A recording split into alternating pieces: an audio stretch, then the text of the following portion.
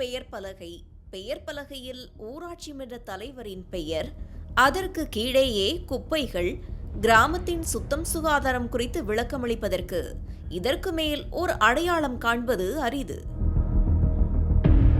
ராமநாதபுரம் மாவட்டம் சக்கரக்கோட்டை ஊராட்சிக்குட்பட்ட ஜோதி நகரில் 1500 குடும்பங்களுக்கு மேல் வசித்து வருகின்றனர்.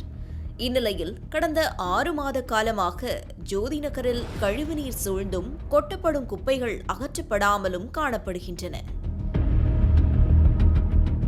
குடியிருப்பு பகுதிகளிலிருந்து வெளியாகும் கழிவுநீர் கால்வாய் வழியாக வெளியேற்றப்பட்டு வந்தாலும் ஒரு சில இடங்களில் இதுபோன்ற சுகாதாரக்கேடுகள் ஏற்பட்டுள்ளது. முக்கியமாக வீடுகளிலிருந்து வெளியாகும் கழிவுநீர் சாலைகளில் குளம் போல தேங்கியுள்ளது. இதனால் அப்பகுதியில் துர்நாற்றம் வீசுவதுடன் பல லட்சக்கணக்கான கொசுக்கள் மொய்த்து வருவதால் மக்களுக்கு தொற்று நோய்கள் பரவி வருகிறது.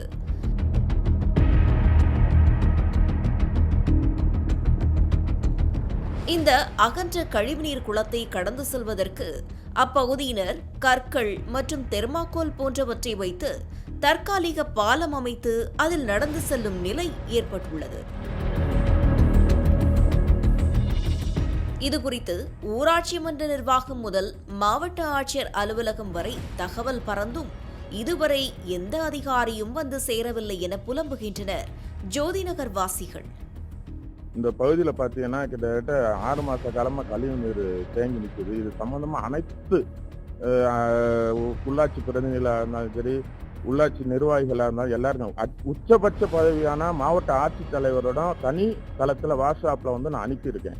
டெய்லி அவங்க சின்ன குழந்தைகளுக்கு டெய்லி 500 1000 போய் ஹாஸ்பிட்டலில் செலவு பண்ண முடியுமா?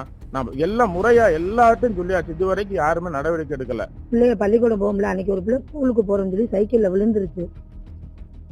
அது அவங்க அம்மா வந்து இப்படி சாக்கடையாக இருக்கு எங்களுக்குள்ள சொல்ல மாட்டேங்கலான்னு கேட்குறாங்க. நாங்கள் யார்கிட்ட போய் சொல்கிறது? பஞ்சாயத்தில் சொல்லிட்டோம், எந்த நடவடிக்கையுமே எடுக்கலை. இது தகுந்த நடவடிக்கை எடுக்கணும், இல்லைன்னா நாங்கள் எல்லாரும் பொம்பளையெல்லாம் சேர்ந்து ரோட்டில் வந்து மறைச்சு போராட்டம் பண்ணுவோம்.